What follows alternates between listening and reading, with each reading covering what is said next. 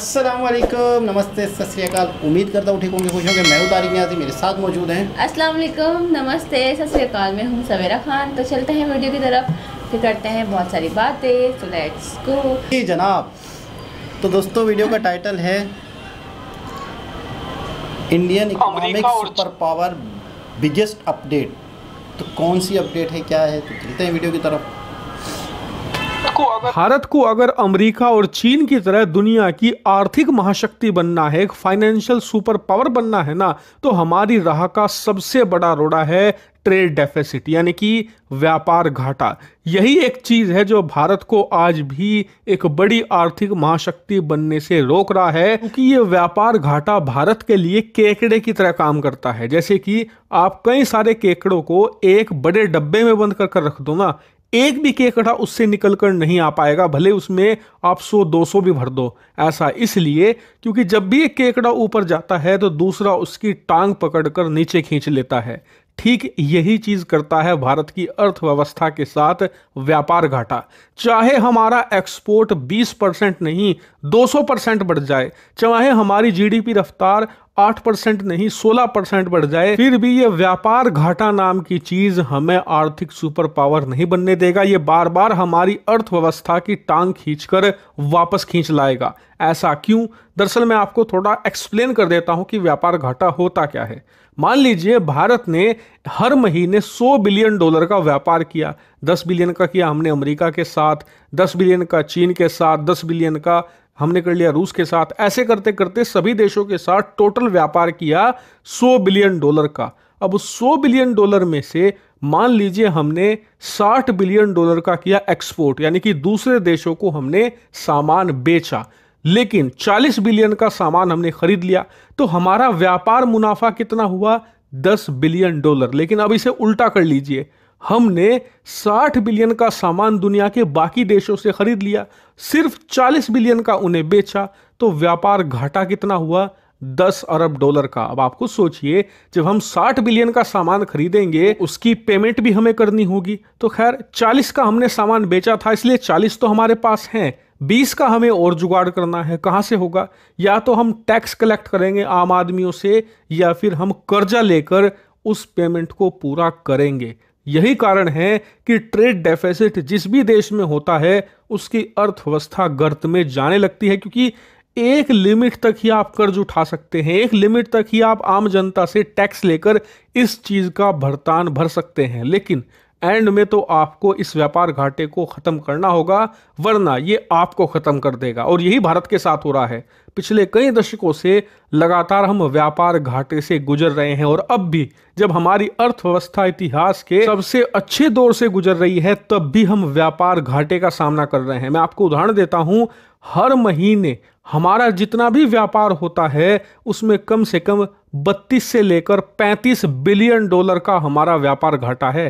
पिछले महीने की बात करें तो $35 बिलियन का व्यापार घाटा हुआ था हमें दुनिया के साथ व्यापार करने से। हैरानी की बात तो यह है कि पिछले 3 साल से लगातार हमारा एक्सपोर्ट बढ़ रहा है। हर साल हम पिछले साल के मुकाबले ज्यादा सामान दुनिया को बेच रहे हैं, लेकिन फिर भी यह व्यापार घाटा कम होने का नाम नहीं ले रहा, उल्टा बढ़ता ही जा रहा है। इसलिए सरकार इसे टैकल करने में लगी हुई थी, और अब जाकर हमें इसमें शानदार सफलता मिल चुकी है। दरअसल आप जानकर खुश होंगे, इस महीने जो व्यापार घाटे का आंकड़ा आया है, मतलब कि हर महीने पिछले महीने का आंकड़ा सामने आता है, तो जो पिछला महीना था यानी कि अक्टूबर का, उसका आंकड़ा अब आया है, और उस दौरान भारत का व्यापार घाटा पिछले 5 महीनों में सबसे निचले स्तर पर पहुंच गया है। जी हां, इसमें जबरदस्त गिरावट दर्ज की गई है। दरअसल सितंबर के महीने में भारत का व्यापार घाटा जहां $34.7 बिलियन था, वहीं पिछले महीने यह घटकर मात्र $21 बिलियन रह गया है। जी हां,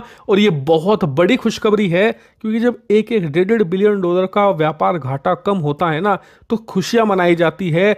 अर्थव्यवस्था के लिए इसे पॉजिटिव संकेत माना जाता है। लेकिन यहां $1-2 बिलियन कम नहीं हुआ, सीधा $13-14 बिलियन कम हुआ है। इसीलिए ये ह्यूमंगस खुशखबरी है भारत के लिए। और ऐसा क्यों हुआ? इसके 2 कारण बताए जाते हैं। पहला ये कि भारत ने जो गोल्ड का इंपोर्ट है, सोने का जो आयात है, उसे कम किया है, उसमें कमी देखी गई है। दूसरी बड़ी बात ये कि भारत के जो टेक्सटाइल एक्सपोर्ट है यानी कि जो कपड़ा उद्योग है उसने ज़्यादा सामान बेचा है दुनिया को बांग्लादेश के कारण, क्योंकि बांग्लादेश में पिछले कुछ महीनों में बहुत सारी फैक्ट्रियां बंद हुई हैं और बहुत सारी जो फैक्ट्रियां हैं वो काम नहीं कर पा रही हैं बिजली की वजह से, कच्चे माल की कमी की वजह से। यही कारण है कि जो बांग्लादेश को ऑर्डर मिला करते थे वो भारत की टेक्सटाइल कंपनियों को मिल रहे हैं और इसका बेनिफिट मिल रहा है हमारे एक्सपोर्ट बढ़ने के रूप में। और एक्सपोर्ट बढ़ रहे हैं, इंपोर्ट घट रहे हैं, मतलब कि हम व्यापार मुनाफे की तरफ जा रहे हैं। और यकीन मानिए व्यापार मुनाफा ही वे फॉरवर्ड है, क्योंकि ये बात याद रख लीजिए, जब तक हम व्यापार मुनाफे में नहीं आते ना, घाटे को खत्म कर कर, तब तक सुपर पावर बनना तो छोड़िए, हम एक इकोनॉमिक छोटी सी सुपर पावर भी नहीं बन पाएंगे। इसीलिए हमें हर हालत में व्यापार मुनाफे में आना होगा, वो भी 2027 से पहले पहले, क्योंकि उसके बाद हम दुनिया की 3 सबसे बड़ी अर्थव्यवस्थाओं में आ जाएंगे। उस दौरान फिर व्यापार मुनाफे में आना और मुश्किल होगा। जी जनाब, तो बड़ी पते की बात पता चली। और मैं इस चीज़ को नॉर्मल इस हिसाब से समझता था, जैसे आज प्रॉपर वर्ड पता चले, प्रॉपर लैंग्वेज पता चली, ट्रेड डेफिसिट, व्यापार घाटा, कारोबारी नुकसान। मिसाल के तौर पे वही वाली बात जिसकी वजह से आज पाकिस्तान बर्बाद हो रहा है, आज पाकिस्तान डूब रहा है, सेम यही वजह है। इतने इकोनॉमिकल्स जितने भी पाकिस्तान में हैं, जो सिंसियर हैं इस मुल्क के साथ, जो इस चीज़ को समझते हैं इकोनॉमिक्स को, वो कहते हैं पहली फुर्सत में बेकार चीज़ें, फालतू चीज़ें जो अपने मुल्क में आप बना सकते हो ख़रीदना छोड़ दो। आप अपने मुल्क में ही चीज़ें बनाओ, बाहर से चीज़ें मत ख़रीदो। हम जब हज़ारों चीज़ें एक्सपोर्ट कर रहे हैं, फ़र्ज़ करते हैं, अव्वल तो हम कर नहीं रहे, इंडिया की बात कर रहे हैं कि आप हज़ारों चीज़ें एक्सपोर्ट कर रहे हैं, फिर आप इंपोर्ट भी कर रहे हैं, तो आप अगर बराबर में चले जाते हो या थोड़ा बहुत आप ज़्यादा नफ़े में रहते हो, तो आपका वो इतना ज़्यादा एक्सपोर्ट करना बेकार हो गया। यानी आप 100 बिलियन की जैसे मिसाल दी, फिर 40 बिलियन आप एक्सपोर्ट कर लेते हो, तो फ़ायदा क्या हुआ? आप एक्सपोर्ट करो लेकिन ख़रीदो कुछ नहीं। आप वही वाली बात है जिसे इंडिपेंडेंट कहा जाता है, आप अपने पैरों पे इतने मजबूत हो जाओ, आप अपने कंट्री में मैन्युफैक्चरिंग करो, जिसके लिए गवर्नमेंट ने बहुत बड़े लेवल पे बहुत बड़े इनिशिएटिव लिए हुए हैं, मेड इन इंडिया के, मेक इन इंडिया के, ताकि अच्छा फिर उसके लिए कुछ ना कुछ एक्टिविटी भी करनी होती है। कौन सी एक्टिविटी? छोटे छोटे लोन्स देना, घरों के अंदर छोटे मोटे कारखाने लगवाना, लोगों को आसान शर्तों पे, यानी कि ऐसी आसान शर्तें 10-10 लाख, 5-5 लाख, 3-3 लाख की छोटे छोटे घरों में लोग कारोबार शुरू करें, उन कर्ज़ को देना आसान हो लोगों को। इससे क्या होता है, आप अपने ही कंट्री में, अपने ही जगह पर, अपने ही घर में चीज़ें बनाते हो, लोग यूज़ करते हैं, जिसकी वजह से कम आप बाहर से चीज़ें नहीं ख़रीदते, तो आपका वो जो इतनी मेहनत से आप चीज़ें एक्सपोर्ट कर रहे हो, उन बेचारों को कोई फ़ायदा ही नहीं होता, उनकी इतनी मेहनत का मुल्क को कोई फ़ायदा नहीं होता जब आप ख़रीद लेते हो। तो मेरी समझ में ये आया, तो मुझे बहुत अच्छा लगा, बहुत कुछ जानने को मिला, बहुत कुछ समझने को मिला। डेफिसिट से आज हमें बहुत कुछ सीखने को मिला। बिल्कुल ऐसा ही सही बोल रहे हो आप, जैसे कि आपने वीडियो में बोला कि देखो इंडिया क्यों इतना तरक्की पे है, क्योंकि इंडिया बनाता है और लोगों को, पहले इंडिया ने खुद के लिए बनाया, सही है, खुद की आवाम के लिए, जो इतना बनाया कर सकता है वो, ठीक है ना, इतना चेक किया, उसका फीडबैक चेक किया, उसने कहा कि चलो यार फीडबैक अच्छा मिल रहा है, अच्छी क्वालिटी में बनाया, फिर चीज़ की क्वालिटी अच्छी होती है तो ये, हाँ, तो उसने चेक किया, फीडबैक चेक किया, कस्टमर इम्प्रेस हो रहा है उसके प्रोडक्ट से, तो उसने ज़्यादा क्वालिटी में बना के फिर बाहर मुल्कों में भेजना स्टार्ट किया। तो जाहिर सी बात है, इंसान में कहती है जब आपके पास चीज़ें हैं, हर चीज़ आपके पास अवेलेबल है, तो उसको यूटिलाइज़ करना चाहिए। और सबसे बड़ा दिमाग है तो उसको यूटिलाइज़ करो ना, फजूल चक्रों में रहोगे, एक की टांग उस खेत, उसकी टांग खेत, उसको बंद करवाओ की मिसाल दी। हाँ बिल्कुल ऐसा ही। तो इस तरह से वो आपका जो मुल्क है वो तरक्की नहीं करता।